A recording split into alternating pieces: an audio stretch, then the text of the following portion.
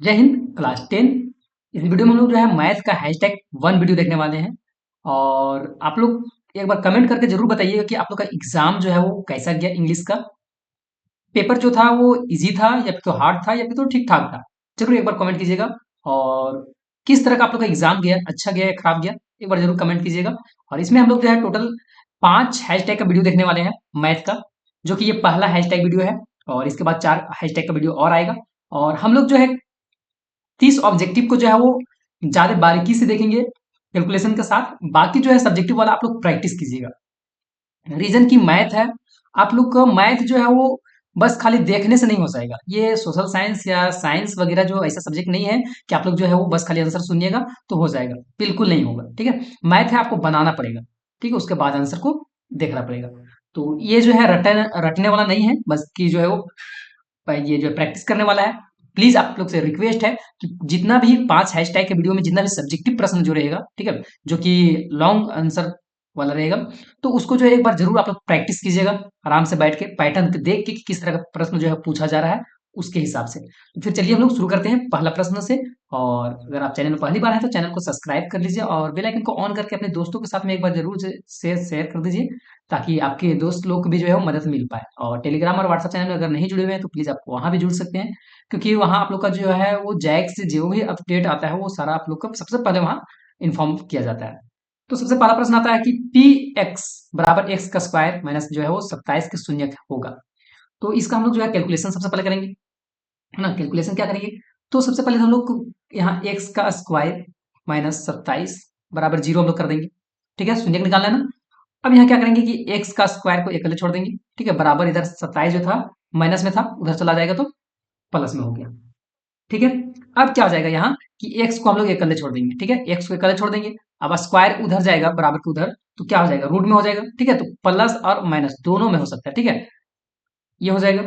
उसका बाद जब हम इसको तोड़ देंगे, ठीक है, इसको हम लोग तोड़ते हैं तो x बराबर क्या हो जाएगा, तो एक बार प्लस में एक बार माइनस में आएगा, ठीक है। चलिए तोड़ते हैं, एलसीएम लेकर तोड़ते हैं तो 3 तिया 9, 9 तिया 27, ठीक है। इसको तोड़ दिए। उसके बाद अब यहाँ हम लोग क्या करेंगे कि प्लस या माइनस, अब जिसका जोड़ा मिल गया उसको बाहर निकाल देंगे रूट से, ठीक है। जिसका जोड़ा मिल गया तो ये 3 को बाहर निकाल दिया, एक के नहीं मिला। मतलब आंसर हम लोग को क्या आएगा, एक बार प्लस में 3 और एक बार 3 रूट 3 और एक बार माइनस में 3 रूट 3। तो ये ऑप्शन जहां भी होगा वो सही आंसर हो जाएगा। तो ये ऑप्शन जो है बी में है, ठीक है। तो बी नंबर इसका सही हो जाएगा। हम लोग मैथ में जो है ना इसी तरह से जो है ऑब्जेक्टिव को जो है कैलकुलेशन के साथ में पढ़ेंगे। उसके बाद जो है जो सब्जेक्टिव वाला को जो है वो वीडियो को रोक रोक के जो है वो प्रैक्टिस कीजिएगा, ठीक है। यदि किसी बहुपद का ग्राफ एक्स अक्ष के 3 बिंदुओं पर प्रतिच्छेद करता है तो इसमें कितने शून्य होंगे। मतलब क्या बोला है कि एक बहुपद के एक्स अक्ष में, ठीक है, ये है बहुपद, मतलब इस तरह से ग्राफ बनाया हुआ है, ठीक है। ये एक्स अक्ष है और ये वाई अक्ष है, ठीक है। अब बोला क्या है कि 3 बार प्रतिच्छेद कर रहा है, ठीक है। यदि किसी बहुपद का ग्राफ एक्स को एक्स अक्ष को जो है 3 बिंदुओं पर प्रतिच्छेद कर रहा है तो इसका शून्य कितना होगा। तो मान के लिए कि एक बार प्रतिच्छेद किया, 2 बार, अरे 3 बार, ठीक है। तो कितना हो जाएगा, 1 2 3, शून्य के बराबर कितना हो जाएगा 3। तो 3 इसका सही आंसर हो जाएगा। नेक्स्ट, ये दो परिमेय संख्याओं के बीच कितनी परिमेय संख्याएं हो सकती है। देखिए दो परिमेय संख्या किसको बोलते हैं, जिसको हम पी बाई क्यू के रूप में लिख सकते हैं। तो वो दोनों के बीच में कितना परिमेय संख्या हो सकता है, तो बहुत सारा हो सकता है। जैसे मान चलिए कि 2 और हम लोग 3 लेते हैं, ठीक है। 2 और 3 ले लिए। अब इसके बीच में कौन कितना अंक है, बोले कहाँ कोई है ना, 2 है फिर 3 है, कोई नहीं है। अरे है, 2 है ना। तो 2.01, 2.001, इस तरह से बहुत सारा है, अनंत। तो ये अनंत हो जाएगा। नेक्स्ट कि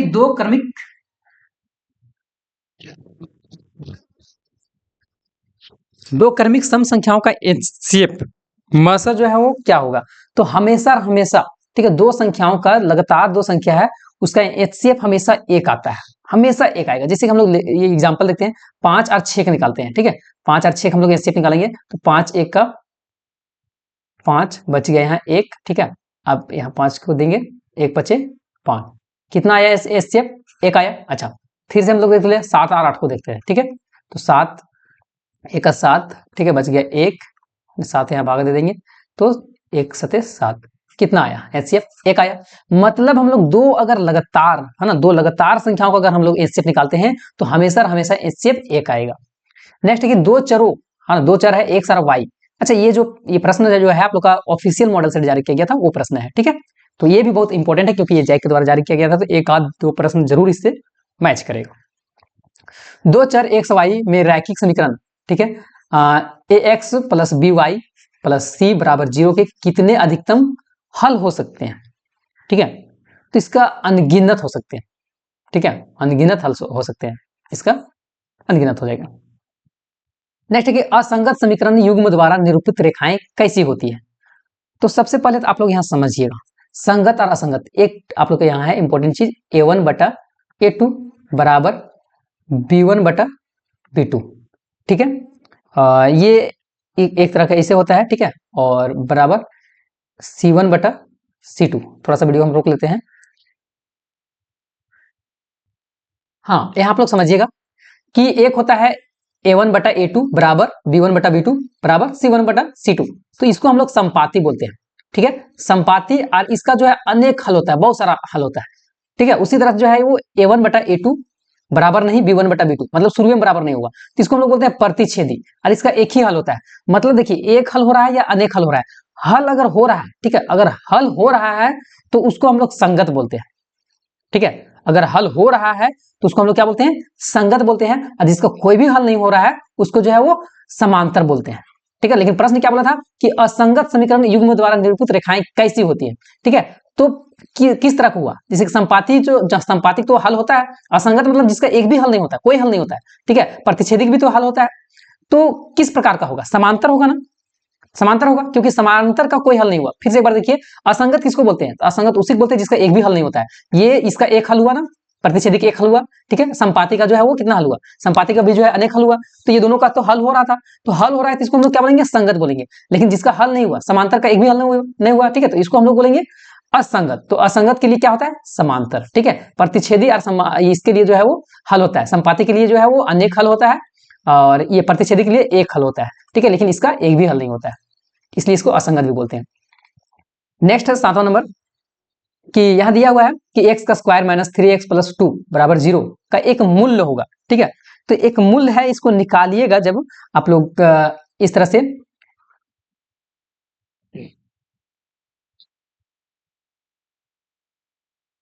हाँ, इसको जब आप लोग निकालिएगा x का स्क्वायर, मतलब इसका जो है शुरू वाला और ये लास्ट वाला गुना करके, ठीक है, तो हम लोग क्या हो जाएगा 2x का स्क्वायर। अब इसको दो भाग में हम लोग तोड़ देंगे, ठीक है, तो -2x गुणनखंड निकालना है, x हो जाएगा। अब उसके बाद जो है आप लोग के यहाँ इसको जो है ना पूरा कैलकुलेशन कीजिएगा, x का square -2x minus x plus 2, इसका गुणनखंड अगर आप निकालिएगा तो एक जो मूल्य आएगा हम लोग का वो 2 आएगा, ठीक है, एक मूल्य आएगा वो 2 आएगा, इसको पूरा हल करने के बाद, तो एक बार हल कीजिएगा आप लोग। नेक्स्ट है दो लगातार विषम धनात्मक पूर्णांक ज्ञात करें जिनके वर्ग का योग 290 होगा, ठीक है, तो दो लगातार विषम धनात्मक पूर्णांक लेना है, ठीक है, और उसका वर्ग का जो है वो वर्ग का योग जो है वो 290 होगा, ठीक है, तो उसका पूर्णांक जो है वो ज्ञात करना है। तो इस प्रश्न में हम लोग एक ट्रिक्स लगा लेंगे, ठीक है, ट्रिक्स ये लगाएंगे कि दो लगातार विषम धनात्मक पूर्णांक बोला है, ठीक है, तो दो विषम लगातार विषम होना चाहिए, तो उसका मतलब उसका हम लोग वर्ग करेंगे ना, तो उसको जोड़ के जो है वो कितना होना चाहिए, 290 होना चाहिए। तो 15 का स्क्वायर हम लोग देख लेंगे पहले, 15 का स्क्वायर कितना होता है, तो 15 का स्क्वायर हम लोग देख लेंगे 225 होता है, ठीक है, और 17 का कितना होता है, तो 200,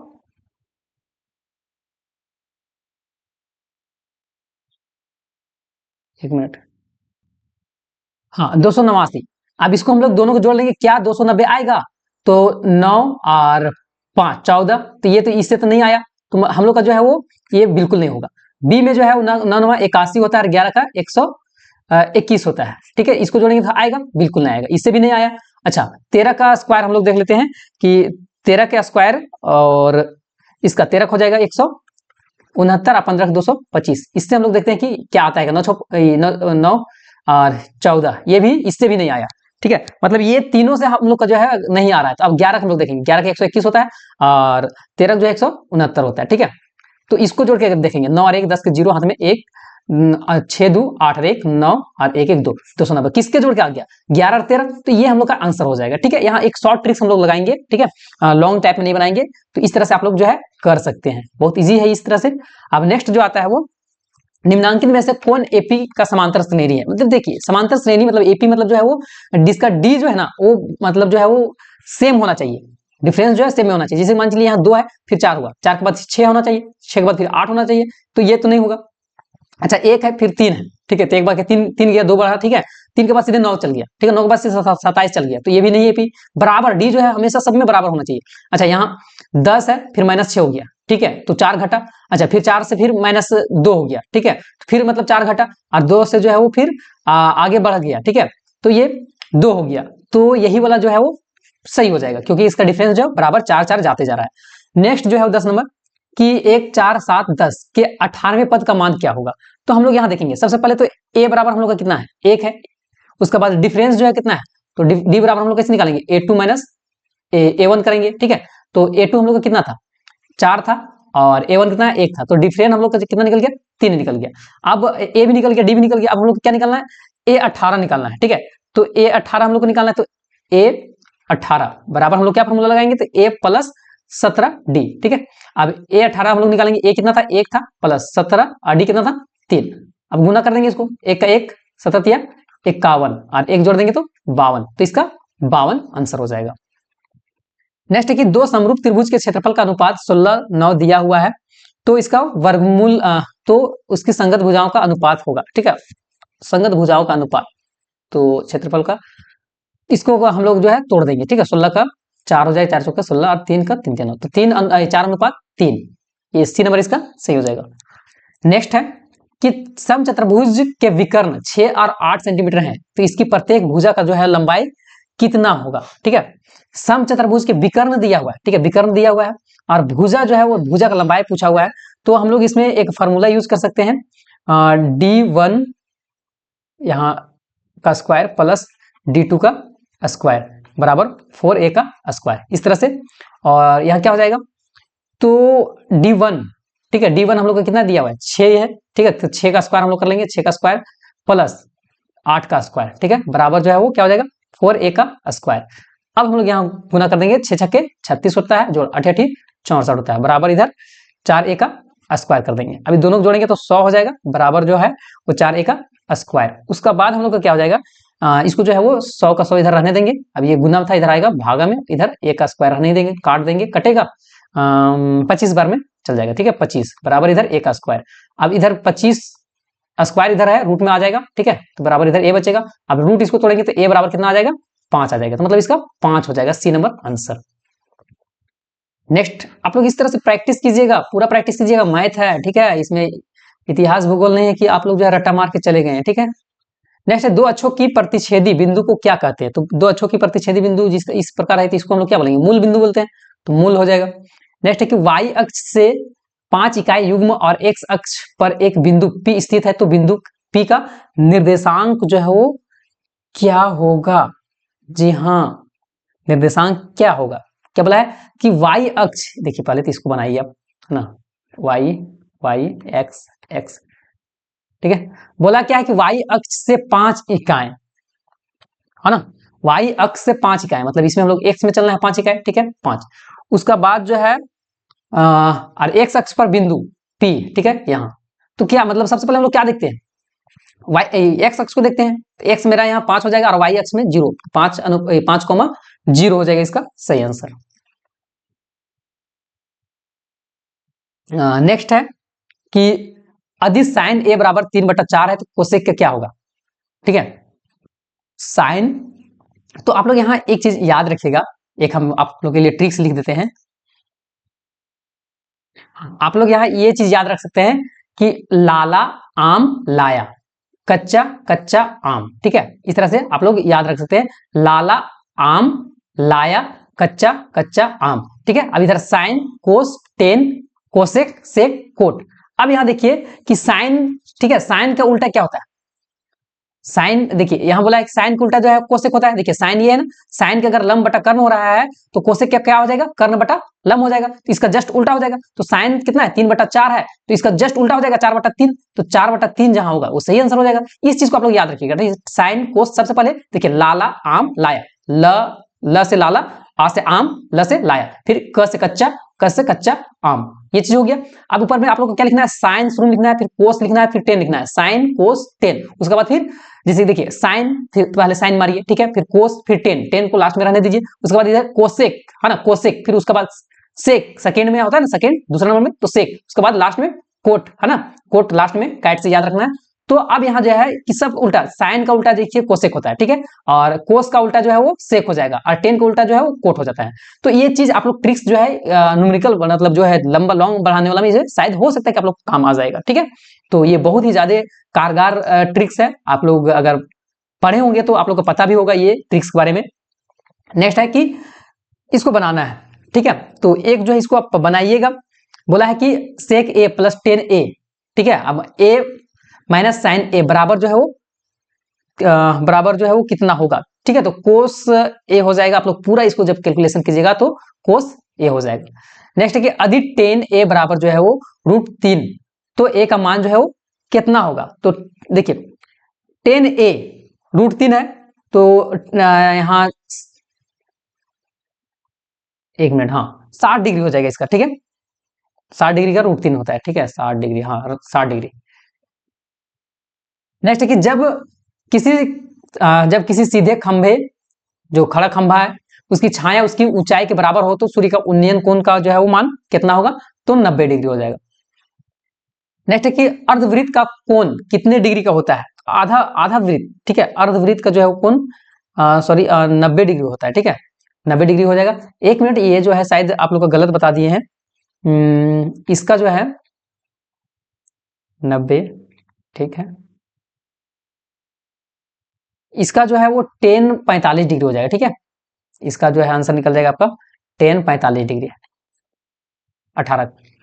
नेक्स्ट है कि यदि दो वृत्तों का केंद्रों के मध्य दूरी, ठीक है, दो वृत्त है, यदि दो वृत्त के केंद्रों के मध्य बिंदु जो है मध्य दूरी उनकी त्रिज्याओं की योग के तुल्य हो तो उन निष्ठ स्पर्श रेखाओं की संख्या कितना होगा। तो देखिए दो वृत्त है, ठीक है, अब स्पर्श रेखा दोनों को छूते हुए एक ऐसे चला जाएगा, ठीक है, अब एक इस तरह जाएगा, एक जो है इस तरह से जाएगा, ठीक है, दोनों के छूते हुए मतलब जाना है, दोनों वृत्त को छूना है, तो कितना हो जाएगा 3, तो 3 हो जाएगा।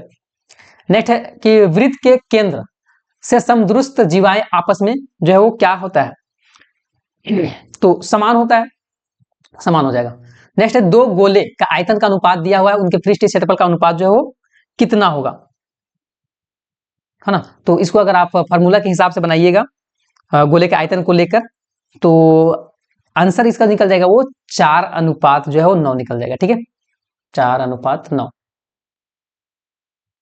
नेक्स्ट है किसी गोले का वक्र पृष्ठीय क्षेत्रफल 144 पाई है सेंटीमीटर स्क्वायर है, तो उसकी त्रिज्या जो है वो कितना होगा। तो इसको एक बना देते हैं, है ना, कि गोले का वक्र पृष्ठीय क्षेत्रफल जो है फार्मूला क्या होता है, तो 4πr², ठीक है, और गोले का वक्र पृष्ठीय क्षेत्रफल कितना हम लोग यहाँ दिया हुआ है 144, तो 144 हम लोग पाई लिख देंगे। अब 144, ठीक है, ये पाई आर पाई चला जाएगा, ठीक है, इधर से एक पाई चला गया, इधर से पाई चला गया, तो इधर 144 बच्चा, और इधर जो है वो गुना था, इधर भागम आ जाएगा। अब इधर बचेगा आर का स्क्वायर, अब इसको जब हम लोग काट देंगे तो 36 आ जाएगा, बराबर इधर जो है वो आर का स्क्वायर आ जाएगा। अब 36 में यहाँ रूट चढ़ जाएगा तो इधर आर आ जाएगा, और आर बराबर कितना निकल जाएगा 6 निकल जाएगा, तो ये आर जो है हम लोग का 6 हो जाएगा, ठीक है। नेक्स्ट है कि यदि अगर एक सिक्का को उछाला जाए तो चित आने की प्रायिकता क्या होगा, चित, है ना, देखिए चित जो है एक ही आएगा ना, पट और एक होता है, एक चित होता है, तो एक ही आएगा, एक हो जाएगा। निश्चित घटना की प्रायिकता जो है, किसी भी निश्चित घटना का जो प्रायिकता होता है वो 1 मिनट, यहाँ 1/2 हो जाएगा इसका, मतलब दो सिक्का के दो पहलू होता है ना, तो एक चित आने की जो है वो संख्या 1 होगा, दो में से, और किसी घटना की प्रायिकता कितना होता है तो 1 होता है, इसका ए हो जाएगा 1। 26 से एक पासे को उछाला जाता है तो सम आने की संख्या, तो एक पासा में सम कितना रहता है 2 रहता है, एक और 4 रहता है और 6 रहता है, तो टोटल 6 में से 3 आने की सम होना है, तो 3 1 3, 3 दूनी 6, 1/2, तो 1/2 इसका 26 का हो जाएगा। नेक्स्ट है 27 नंबर, यदि x + 2 3x और यहाँ जो है 4x-1 समांतर श्रेणी में है, तो x का मान जो है वो कितना होगा, ठीक है। जब इसको अगर आप निकालिएगा पूरा कैलकुलेशन करके तो 3 इसका निकल जाएगा। नेक्स्ट कि यदि 6, 8, 9 x तथा 13 का माध्य 10 हो तो x का मान जो है वो कितना होगा, ठीक है।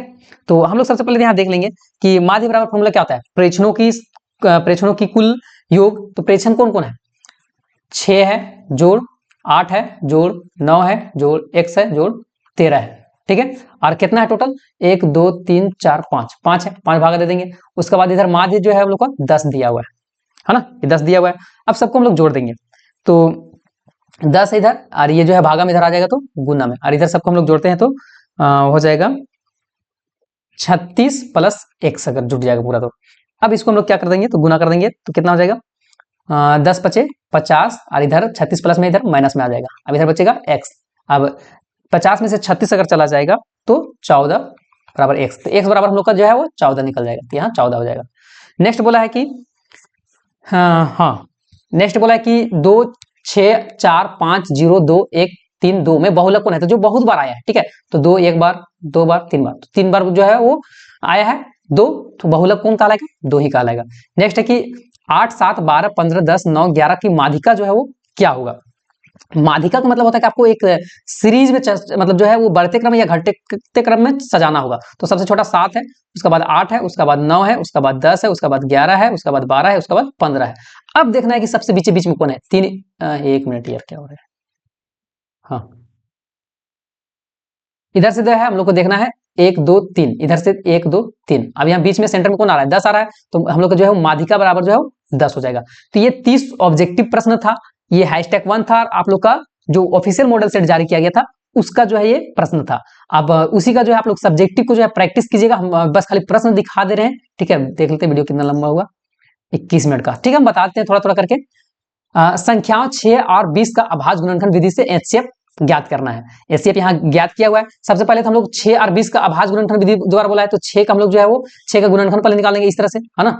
तो 2 गुने 3 निकल गया, तो 2 गुने 3 यहाँ लिखा हुआ है। अब 20 का भी निकालना है, तो ठीक है, तो 20 का भी हम लोग निकाल दिए, 2 गुने 2 गुने 2 दूनी 4 4 5 20, ठीक है। अब यहाँ से हम लोग को एचसीएफ है ना, एचसीएफ और एलसीएम दोनों निकालना था, ठीक है। तो एचसीएफ हम लोग का 6 और 20 का 2 हो जाएगा। अब लेकिन 2 कैसे हो जाएगा, ठीक है। तो जो सेम मिलता है ऊपर नीचे में वही जो है एचसीएफ होता है, तो इसके अलावा तो कोई मिला नहीं, ठीक है। तो 2 हो गया, तो 2 एचसीएफ हो गया। और एलसीएम बराबर क्या होता है, तो एलसीएम हम लोग को जो है इसको जो है एक ही लिखना है, ठीक है। ये 2 एक लिख दिए, अब इधर बचा क्या, एक 3 यहाँ था, इसको 3 को लिख दिए, एक 2 था, इसको 2 को लिख दिए, और एक 5 था, उसको 5 को लिख दिए। अभी सबको गुना कर दिए तो 60 आ गया। तो इस तरह से आप लोग को निकालना होगा। नेक्स्ट कि द्विघात बहुपद दिया हुआ है और इसका शून्य ज्ञात करना है, ठीक है। तो द्विघात बहुपद को जो है सबसे पहले हम लोग इसमें क्या करते हैं कि x का स्क्वायर है, ठीक है, और इसका लास्ट वाला शुरू वाला लास्ट वाला गुना करते हैं, ठीक है। तो 12x का स्क्वायर हो जाएगा। अब इसको हम लोग अगर ऐसा तोड़ना है कि दो संख्याओं को गुना करने पर जो है वो 12x हो जाए और उसको जो है जोड़ने पर जो है वो 7 आना चाहिए, ठीक है। तो कौन कौन ऐसा है, तो 4 और 3 को हम लोग गुना करेंगे, ठीक है। और हम लोग को माइनस में 7 आना चाहिए, ठीक है, माइनस में 7 आना चाहिए, 4 3 12 होता है ना। तो अब यहाँ हम लोग प्लस माइनस चिन्ह बैठाना है, जो कि हम लोग को कितना आना चाहिए, माइनस में 7 आना चाहिए। तो माइनस में हम लोग माइनस माइनस बैठा देते हैं, ठीक है, माइनस माइनस प्लस हो जाएगा, तो 4 3 7। तो अब क्या करना है, x का स्क्वायर, ठीक है, माइनस ये 4x यहाँ हो जाएगा, और उसका बाद 3x प्लस में 12। अब इसको गुणनखंड जब आप निकालिएगा तो एक निकल जाएगा x बराबर 3 और x बराबर 1 4, तो शून्य हो जाएगा 3 और 4। इसी प्रकार एक 33 नंबर का भी प्रश्न है, आप लोग वीडियो को रोक रोक के जो है वो देखिएगा, बैठ के जो है प्रैक्टिस करना है, ठीक है। उस तरह से 34 नंबर का जो है प्रैक्टिस कीजिएगा। 35 का आप लोग देख लीजिए, 28 सेंटीमीटर त्रिज्या वाले वृत्ताकार का मोड़ कर जो है एक वर्ग बनाया गया है, तो वर्ग का जो है भुजा की लंबाई क्या होगा।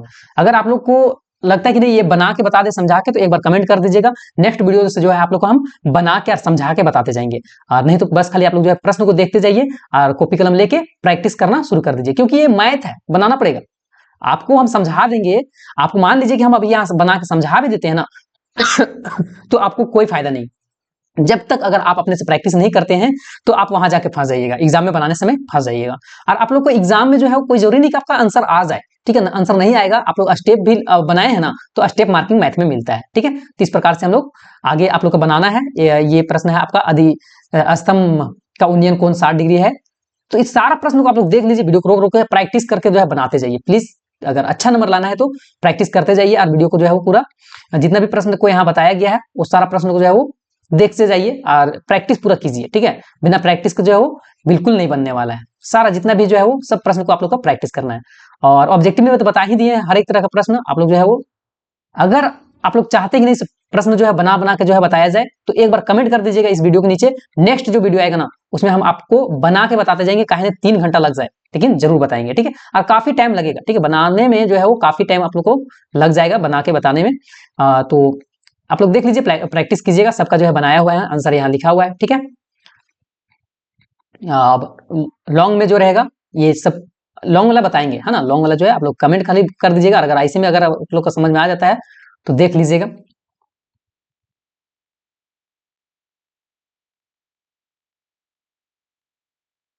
नेक्स्ट वीडियो में जो है आप लोग का कैसे बताना है एक बार कमेंट कर दीजिए। अगर बना के बताने बोलिएगा तो बना के बताएंगे, और इसी तरह बोलिएगा इसी तरह बताएंगे। अब इंतजार कीजिए आप लोग #2 वीडियो का, ये तो 1 था। और एक बार जरूर कमेंट कर दीजिएगा कि इंग्लिश में आप लोग का कैसा एग्जाम गया। मिलेंगे हम लोग नेक्स्ट वीडियो में, तब तक के लिए फिर जय हिंद, जय भारत, जय झारखंड, जोहार झारखंड।